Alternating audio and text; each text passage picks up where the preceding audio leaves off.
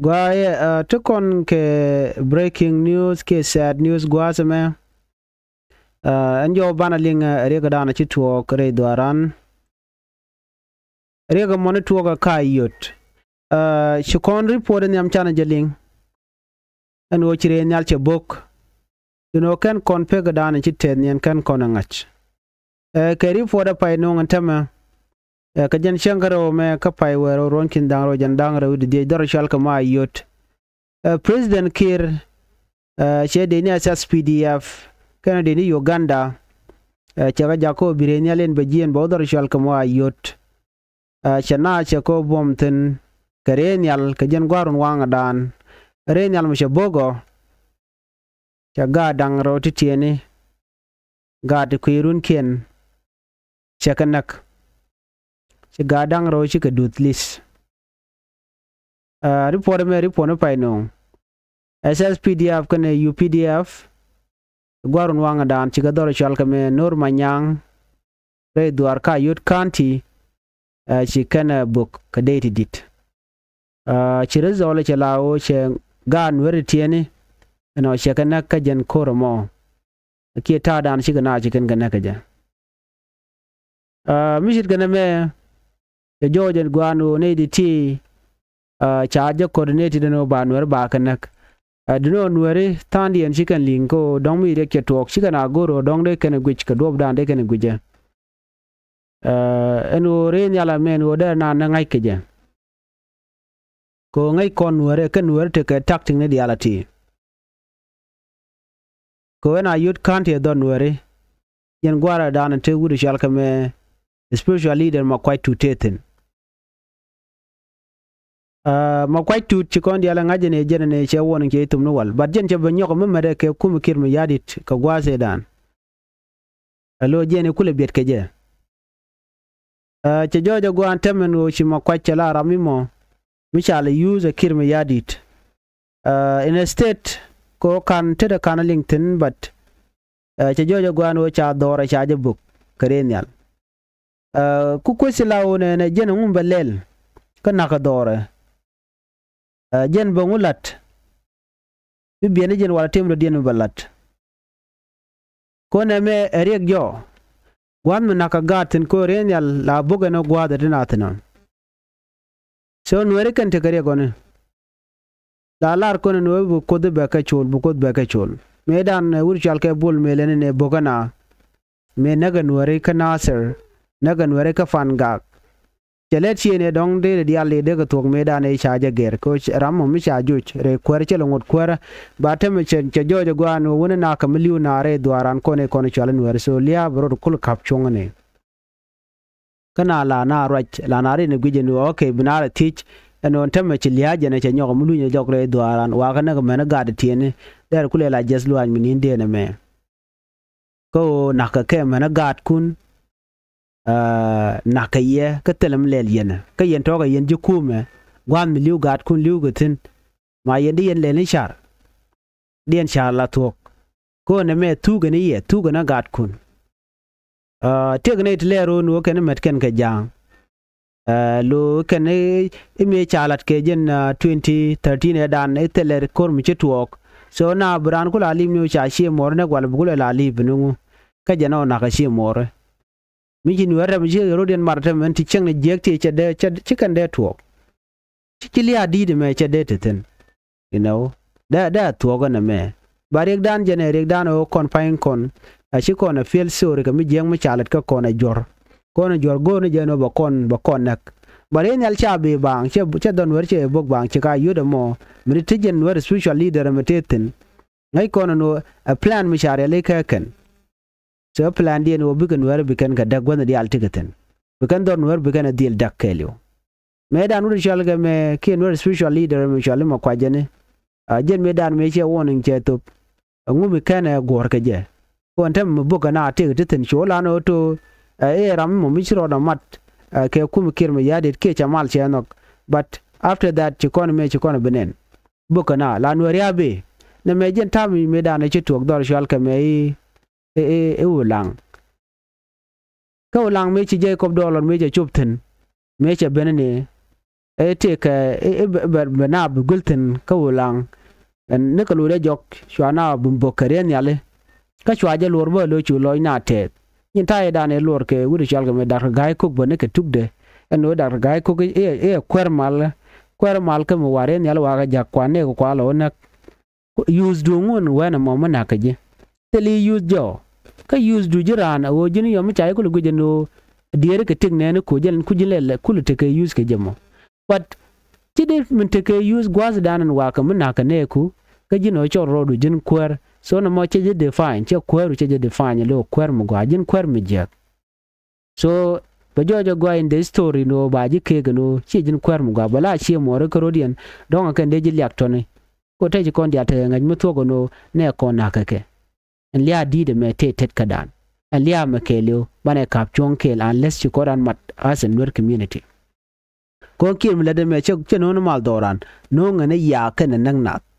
ban wari atin ke busy and what take ku mu kana support especially ke jen December 15 to kontina ke December 15 be beno jen chang eda ne na kanware unwar be ku le shonga de bina chong ku jedien ka jeno na kanware bane so na me areng mdi ka kon ware ko shi ko dan gujeno en jor gor no ba kon tuk ko mo kon shara gwa big dialati be ke tel ke be ga ren kap chong bare charende per ka me kap ko ren chong lora bang na me ka na ken ka ren kon mat kana ken kon chong kel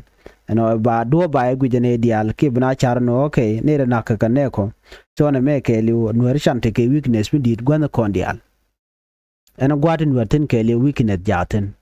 ko chicken dier ka ne de kon liu ka ke mi jiran liu wala bu ne ken ka wo nyam chicken bi char no de ya kap chong de ka ta dor ka la jele la kona gor ke ba tara ba je kwem ba ngaje no tuogni anamo yam ya tara ya je yo ba do dan de ya kap chong je den bana nyo ko nyurken but chidi nuer chicken le na montem right now la na pe ko che kwene che je gan buru yo abet ba sho mo lo ro pinyo gwa da mo chela ro chela tede amen mi cha ye kulo woji yo ba kulo benyal don ta chu ko kon ga jam kon wore ko kon bi longa mo ko kon kap chong ne tera da din be ben an kuma spela yo kwana la na ku de me mu kwana la bu ko je si o spela ayo ba do ne de kon de tin kan wore kan de kon ti la strong ka jen bonamo kan wore so kan wore ti kan de kon tin kule la votary changa dana wa ku inkwar wa jalat so goro jeno kan ba ga tuk ba ga dil dak mi cha ga dag yon den bramo go gware mo weteno no bi party nuari ke lima dong de gorin latin ga dia rolten ba shama yet chirmenta ma chan wore ada ka part ngwan yes pelayo as pelayo kid gwang faction tiere taga swa kare taga UPA ala United People Alliance kare taga point de kirm ya de chala SPLM IG no and reality do mi mo kwa scatter den nuari ke je dakka nen nuari pin ka kuin nuari jan ta mo mandana nu e system ka kane di chalga ti ja ano bi kon ne ti mo to bi ti be kapchong bala madan kon nuari ka ro dare duaran mu an ran ku yigala to ko ko kevno nuari che kon gula ne ti jeg ne ti chodien lot nuari shi ko dan gulmat nuari gul ko dan nyir shanga dana shina ko ben kasan sa shina ko bin nyur braran ku teje gwano la dengu. What is my mission ka my community a mission ko bene shakuraj ajen do badan be ngai ke jeno na mo shagul che jelon ka gwam bar so ko kuje mo en wala men tituo ka jen shangaro ka jen pai wero me ron kin daro jan dangaro de diech ren yal de ne SSPDF men ti bogre do archel ka yot ko chana ubuktin chene dang chala do ne dangro barayna ke report di na men banyo mo kwen ye report mo jidit right now pa bridge ka janta me china liu ke jeme ka je report me chala do ne ren yala ci bogwas mo dar chal ka yodone tene dang wel jok chakanak gat ken men ka dong ka jibona tin wana long re chen ka gok kanur manyang re duar ka yut re wi ka jongle charo mo chaja kwen na re nyal mo chelos ka yud lon ko runwang che bok tok ne ka bakawa dan la ta baro ka runwang awuna ga ta bonwan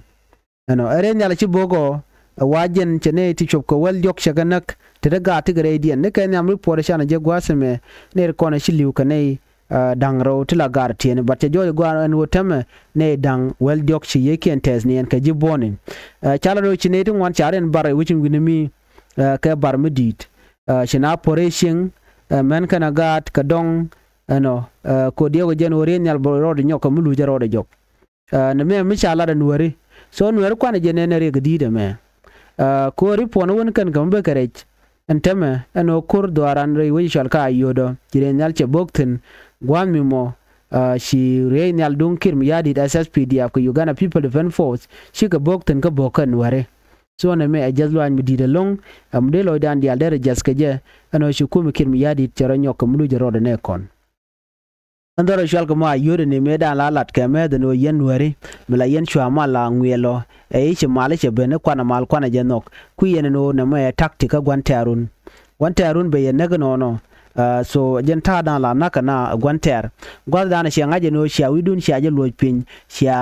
yen ne timo shi la murta ke shi yen ne timo shi arun lopin no telerek ti dial shi ka go a gwanter la ja go no be yema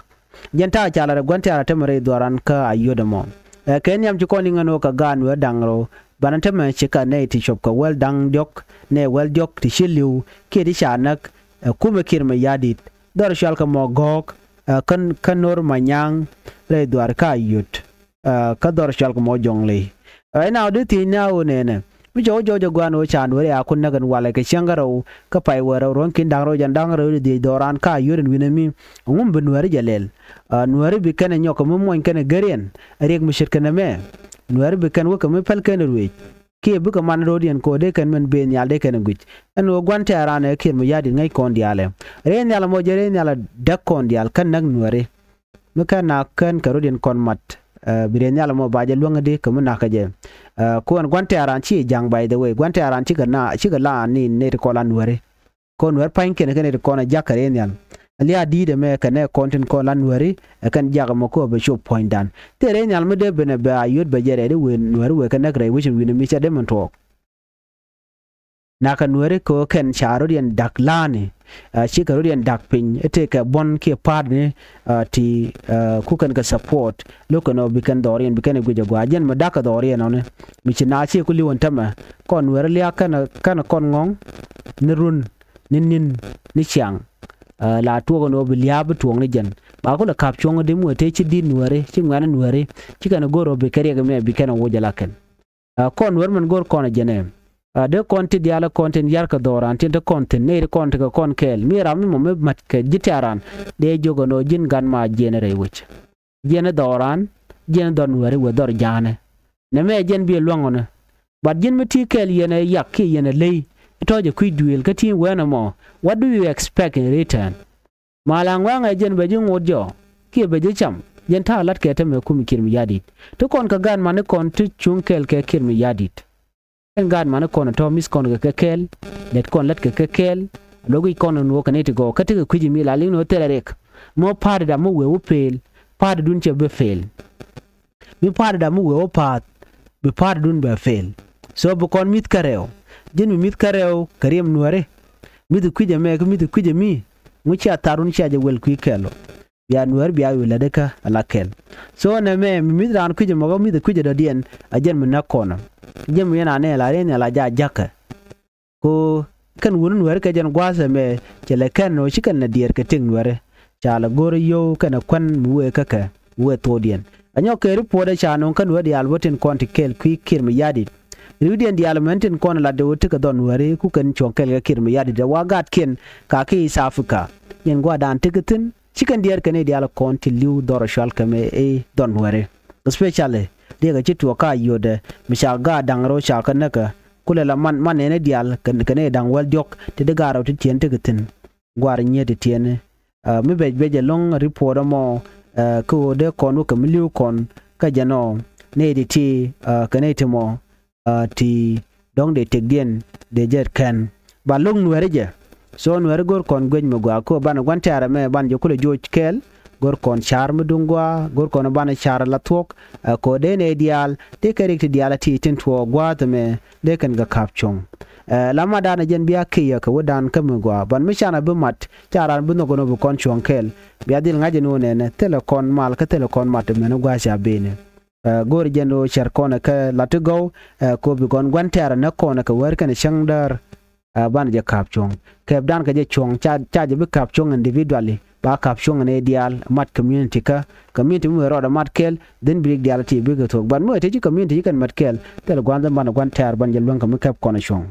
na me der we ka yene dial tan konti lan wari an we cha jojo gwanu cha ne konti chup ka dang ne kon dang wel diok cha kanak are kur en dan en chitwo kayot kan ni kon ke kum kir mu yadi ba ci kum kir mu yadi te bare duaran ka cha kon benak na me report me de yene ling ka beje long ke jas loach ko ba gan wer ba konak gwade dana tigatin na me de je nywa yekel jas loach ka de kon message of condolence de kon jakane kon tin chi rega me je chup ka jibona di alamene ti alen kon jited nyen chi manekin gwada dana chui katin kon tam rai kon ga da wacha ga da ka dor ka manekin kel amene dong lele ngwene la rama wur pol chuke bat ga da tiene ka men kanetin kon tin la dong beje long chi chiang mogwa lia di de me da ro da kapchong mwana ran mat kel ki mwana jal jen liam me bro de kap chonga jamo wan mu te ji kon gora bana jal kel tel dom bi kon kir mi yadi bana je dunke je ke naga dana ne kan kon doran kon e kon shala nuare en wala biya ngaje no ci liam mo je tok ne dang wel jok cha kan nak radian ga dang raw ka jen shang karo ka pai wero no kin dang raw wi jen dang raw di bana je kala radian just lo aje longan me biya temal